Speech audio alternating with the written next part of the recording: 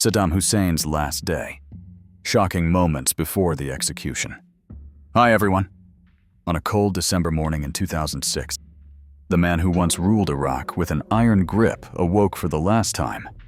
Saddam Hussein, once the face of fear and absolute power, had spent nearly 3 years in US custody, isolated, confined, and closely watched. But on this day, the quiet of his cell masked a grim truth. His final hours had arrived. No appeals left. No more delays. The execution was set. As the world held its breath, Saddam moved through his final moments with a strange calm, bathing, dressing, and even giving away his prized wristwatch. Outside, Baghdad braced for the end of an era. Inside, the man once known as a ruthless dictator prepared to meet his fate with haunting composure. This isn't just a story of justice served. It's a rare look into the last day of one of history's most infamous leaders. Let's step into the final 24 hours of Saddam Hussein. Dear friends, on December 29, 2006, as the sun rose over Baghdad, a sense of finality settled over the concrete walls of Saddam Hussein's cell, known as the Rock. This former palace-turned-prison had housed the deposed dictator for months, guarded constantly by a group of American soldiers known as the Super 12. These men had grown used to the routine, the quiet mornings, Saddam's habitual stretches, the complaints about his aging back. But this morning was different. Something unspoken lingered in the air. The guards already knew what Saddam didn't. The execution was scheduled. The order had come through. After years of trials, appeals, and international debate, Saddam Hussein would be hanged the next day. He had just finished what would be his final meal, lobster tails delivered from the Coalition Cafe. He ate heartily, unaware that time was running out. In the weeks leading up to this moment, subtle changes had hinted at the inevitable. Saddam had been allowed rare visits with his family, including 2 half-brothers. His lawyers had come and gone with an unusual urgency. The word execution had never been spoken aloud to him. Perhaps it didn't need to be. The signs were everywhere. That night, Saddam offered a quiet goodnight to the guards outside his cell. The soldiers dimmed the light and whispered among themselves to avoid disturbing him. Earlier, one of them had disabled his transistor radio, worried he might hear rumors of his impending death through the news. They wanted to preserve his final hours from panic.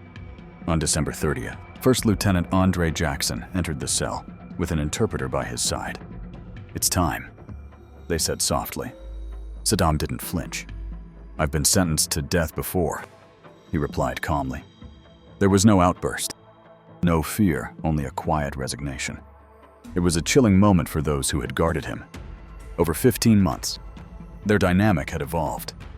The translator later admitted that delivering the news was one of the hardest things he had ever done. Meanwhile, halfway across the world, President George W. Bush received the final update from his national security advisor. The execution would take place within hours. In Iraq, many believed the date had been chosen intentionally to coincide with a religious holiday, a controversial move that some viewed as a deliberate humiliation.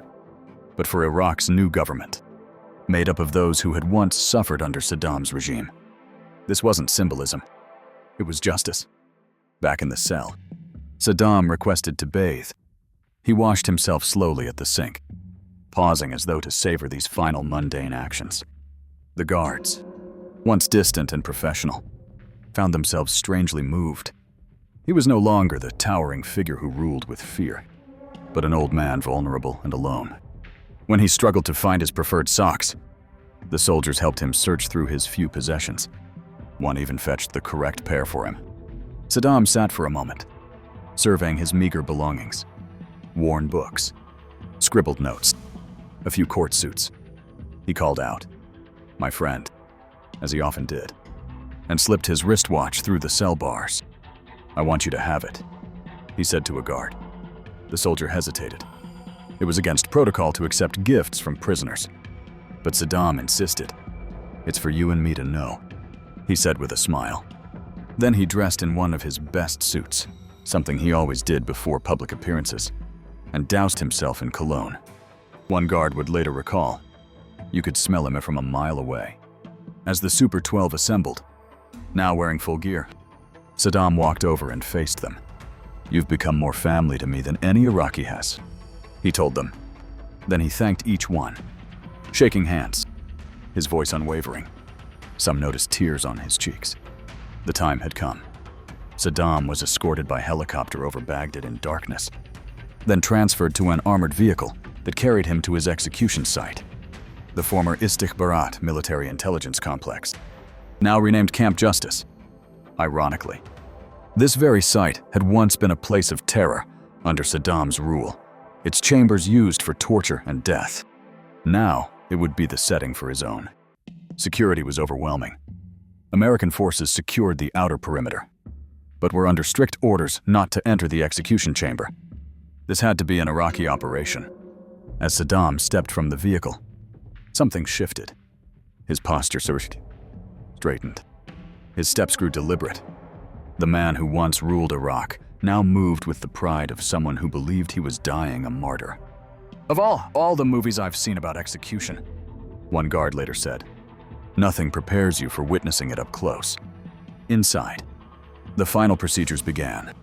Saddam was officially handed over to Iraq's national security advisor, Muwaffaq al-Rubai, a former political prisoner tortured during Saddam's reign.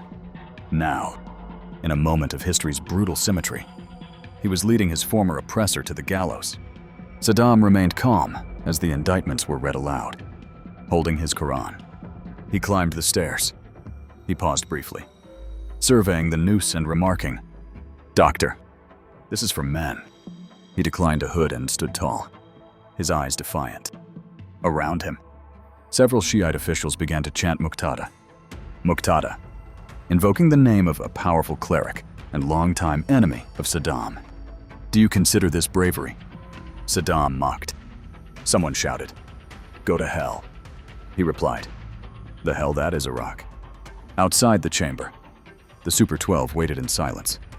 Then came a loud, sudden crash. The trap door had dropped. Saddam was halfway through the Islamic declaration of faith when his body fell. The rope tightened. Minutes later, a doctor confirmed his death. Gunfire erupted across Baghdad, not as an attack, but as a spontaneous celebration after decades of war, repression, and fear. The moment had come, but even as the world watched, a question lingered. Did this execution truly mark an end? Or was it merely the closing act of one brutal chapter?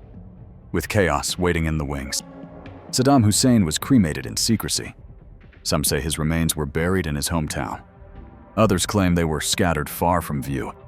What's certain is this: his final 24 hours were filled with defiance, eerie calm, and moments that exposed a rare glimpse of humanity within one of the most feared men of our time. As the sun rose on December 30th, 2006, a chapter of modern history came to a definitive close. Saddam Hussein, once the feared and unchallenged ruler of Iraq, was gone. His final 24 hours revealed not just the execution of a dictator, but a sobering reflection on justice, vengeance, and the fragility of power. From quiet prayers to a final spray of cologne, his last acts were steeped in ritual and defiance. The gallows did not just claim a man. They symbolized the fall of an era that had brought suffering to millions. But in the chaotic celebration that followed, questions still echoed. Did this execution bring healing or deepen the wounds of a fractured nation? Saddam's end was dramatic, but the legacy he left behind remains divisive and unresolved. What do you think was this justice served? Or a moment that only further complicated Iraq's path forward? Share your thoughts below, and subscribe for more true accounts like this.